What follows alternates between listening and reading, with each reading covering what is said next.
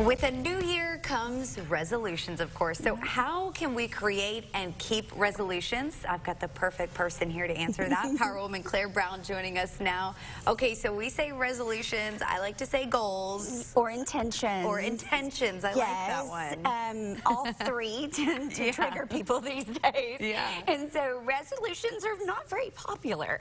And so when I researched this, I found that 91% of those who make resolutions, they don't keep them, according to studies. And so why make them?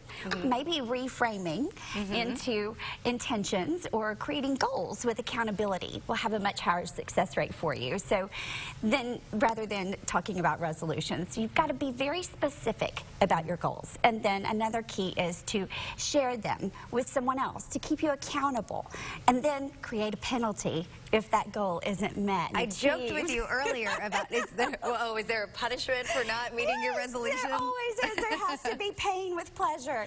And so what do you suggest if someone doesn't reach their goal, So, well, what is the most uncomfortable thing for you? Well, that needs to be your penalty, whatever I'm that uncomfortable now. Then I've done my job. And so if the goal isn't reached, then you never need to change the goal, but you only need to change the time frame. So, for example, if I didn't sell 100 houses last year, and that was my goal, then I'm not going to change the goal. I'm going to sell 100 again this year. Just change the timeline of it. I like that. Yeah. It's kind of reframing, too. If you do mess up, it's not the end of the world. It's not. No. Well, the thing is we are so fortunate to be able to live life day by day. Yes, you cannot eat an elephant you can only eat an elephant one bite at a time. And the way to break down your goals are by quarters, weeks, and then your daily activities. And so that makes it a little bit easier to achieve it in the long term. And so we then have to think about the motivation. Yeah. We all are motivated by pain.